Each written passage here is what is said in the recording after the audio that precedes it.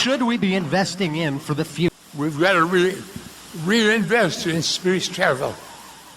We should never have left the moon. We've got to go back to the moon and build a firm base there so that sometime in the next 40 years we can take off and go to the planet Mars. We've got to become the Martians. I'm a Martian. I tell you to become Martians. And we've got to go to Mars and civilize Mars and build a whole civilization on Mars. And then move out 300 years from now into the universe. And when we do that, we have a chance of living forever. So our future is investing right now in space travel, and the money should be given to NASA sometime next year to build the rockets to go back. We should never left the moon to the moon. We should never left the moon.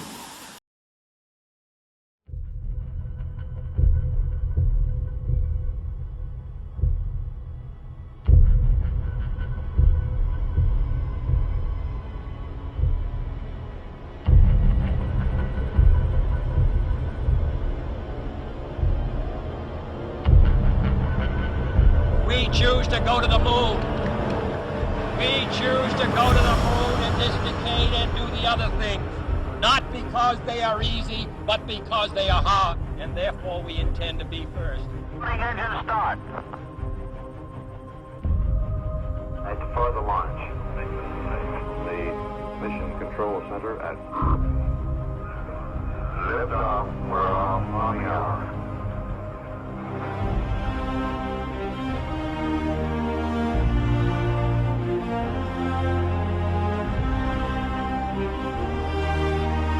Two, one, zero. All engine running.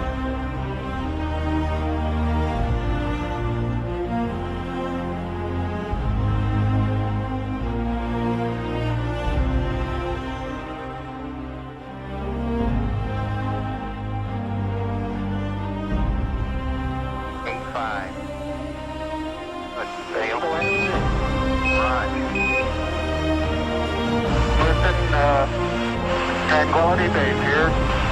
The Eagle has landed. It's one small step for man, one giant leap for mankind.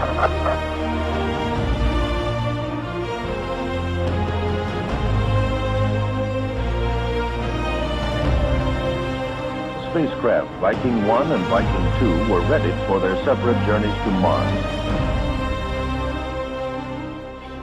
The 11-month, 420 million-mile trip of the two Viking orbiter landers was set in motion by two launches.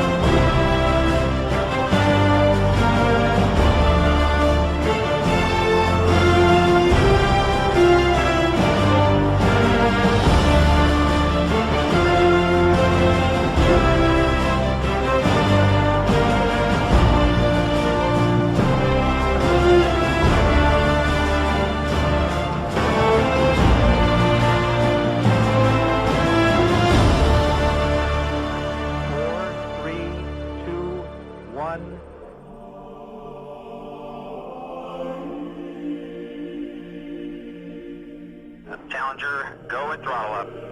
Challenger, go and throttle up.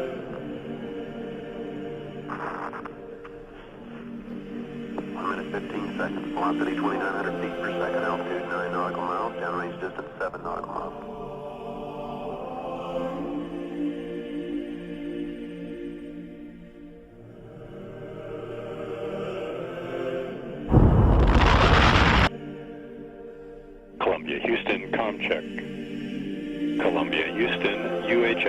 check.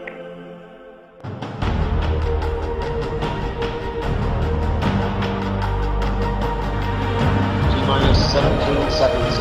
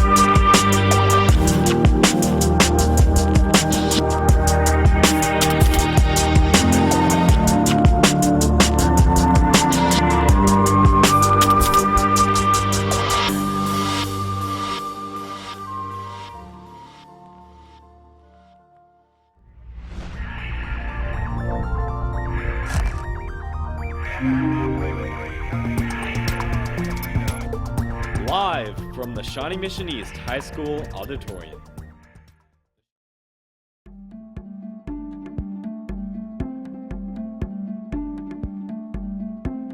July 16, 1969, Apollo 11 blasted off from the Kennedy Space Center, carrying 3 astronauts on its perilous journey to the moon. 5 days later, as the world watched with bated breath, astronauts Neil Armstrong and Buzz Aldrin became the first men to walk on the moon. But not everyone is convinced that this historic journey actually happened. Over the past 40 years, numerous theories have called into question the photographic evidence that has captivated the world. And you hear that was actually done in a television studio. And it was just a big black background with, like, you know, fake stars and stuff. It's the flag being planted on the moon facing one way and the shadow of the man being the other way. I mean, I've heard that maybe the terrain that was seen on the video wasn't accurate, the walking wasn't accurate. There are no stars in some of the photographs, and that there should be because there was no atmosphere and that the stars would shine so brightly. Those photographs can be demonstrated not to have been taken on the lunar surface. Now, if they were not taken on the lunar surface, there's only one other place they could have been taken, and that's on Earth. On the surface, some of these claims seem reasonable, but do the scientific facts lend credence to these conspiracy theorists? So with our new technology in Maxwell, we have the ability to do something that's never been done before, which is global illumination in real time. What that means is I can actually simulate the bouncing of light off of multiple surfaces and lighting other objects. With that technology, we looked for what's the opportunity to show this off. And there's this very famous photograph of Buzz Aldrin as he was descending the ladder of the lunar module when they landed on the moon. We're modeling basically a real-time version of the Apollo 11 landing site in Unreal Engine 4. There's been a lot of speculation over the years about the lighting of that and whether, you know, that the conspiracy theories of whether it was real. And so we thought it'd be cool to try to simulate the lighting of the landing site from an accurate point of view. We wanted to take on the challenge of showing, no, the single light source of the sun was actually able to light Buzz Aldrin even though he's in the shadows. The task was a huge undertaking, and no detail was too small to overlook. It's actually reasonably difficult to get a physically accurate version of the moon because it has a lot of different properties than the Earth. The environment of the moon and the surfaces of the moon have their own peculiarities. For example, the moon has no atmosphere, so when you see the sun in the sky, you won't see a blue sky around it because there's no air in order to scatter that illumination into the blue colors that you normally see. To make sure that this was actually accurate, we did a lot of research on the different properties of the lunar soil, the spacesuit material, the material on the lander. We looked at a lot of photos, the lunar landing area, satellite imagery of that. We actually had to model the landing site, an astronaut that was realistic to the Apollo 11 spacesuits, model a land that matched the materials and the different colored regions on it and the shape of the lander legs and ladder and all that kind of thing. This all plays into how the image is created. After the painstaking process of getting every detail modeled in 3D, the team then had to create a physically accurate lunar lighting model.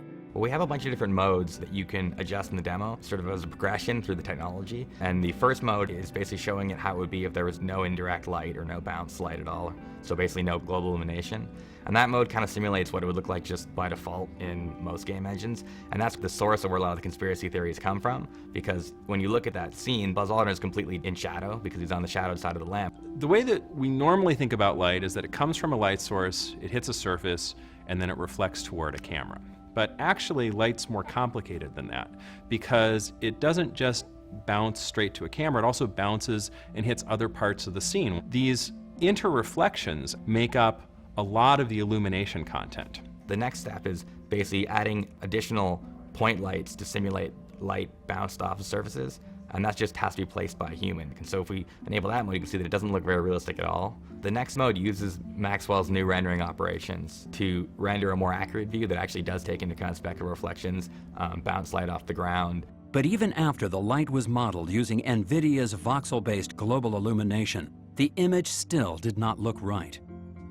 Part of the challenge was we've got to get the surface reflection of the moon dust, we got to get the reflection off of the lunar module. We got all of that in place and properly modeled, we thought, but the image still didn't look quite right. There was some additional light source that was just missing.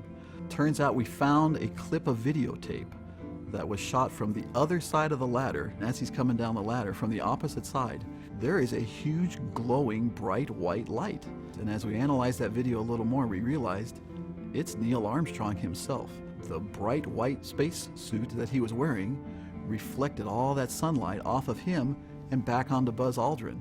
So essentially, Neil Armstrong himself was a light source in that scene. It makes sense when you look at, the albedo value, which is the amount of light that's reflected into your eye basically from a surface. For the lunar soil is around like 12%, but the suits, because they're like a Teflon coated material, they're around 80 to 90%. And so they're very reflective. It's almost like a mirror, except you can't see something in the reflection, it just reflects the light. Once we pulled that information in and actually modeled a second astronaut and the light coming off of him, the bounce light was correct. And Buzz Aldrin looked lit properly as it did in that very famous photo taken in 1969. Another apparent anomaly in the photographic record is the lack of stars in the black sky. And some say they know why this obvious omission was made. Astronomers could have easily discerned that the star positions were not those that would have appeared in a photograph taken from the moon. So it's another case where they could not fake it, so they simply ignored it. The thing to remember is that when they're on the moon, the sun's up there in the sky, and it's effectively daytime for them. Now, if you took a camera and set it up in your own backyard and set the camera settings so that it could get a good picture of everything that's in your backyard, and then kept those same settings, waited until the middle of the night and tried to take a picture of the stars, you'd find out that you couldn't see anything. When you looked up at the sky, could you actually see the stars and the solar corona in spite of the glare?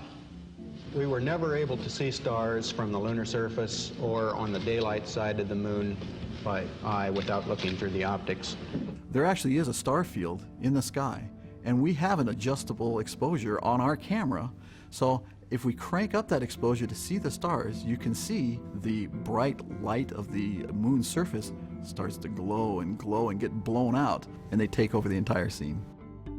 Global illumination techniques have been used by CG artists for over a decade, but has only recently become possible to have this physically based lighting in real-time graphics. For the longest time, global illumination has been used in film and offline rendering to get the nice, subtle look of lighting bouncing off of multiple surfaces. Unfortunately, it's just been too hard to do in real time.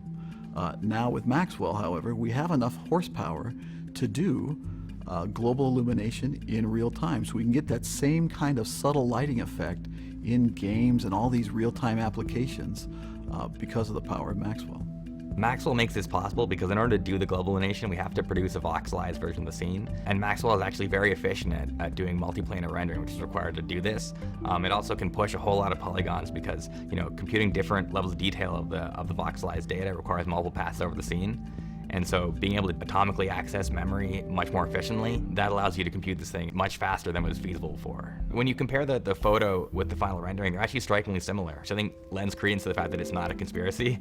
So the lunar landing demo is a very nice recreation, not just of the 3D geometry of everything that was in the scene at this landing site, but a lot of attention to detail as to how the materials would have reflected illumination and where the light was coming from, and simulating that light hitting these materials. And that combination of attention to detail is why this thing can be regarded as a pretty good pass at what it would have really looked like up there on the moon. It's tough to prove a negative, right? Can I prove that they didn't shoot this thing on some Hollywood soundstage? Nope, I can't prove that. But what I can prove is that the lighting environment on the moon can indeed be modeled and run in real time on Maxwell, such that we can see that with that single light source of the sun and the bouncing of the light off the surface of the moon, we can see Buzz Aldrin while he's in shadow. So now in 2014, yes, I could go around and in real time, I could make a game of walking around on the moon, and it would look as real as it did in any of the photos that you saw from the moon landing. I could do that in 2014 technology. In 1969 technology, no way. We choose to go to the moon in this decade and do the other things, not because they are easy, but because they are hard.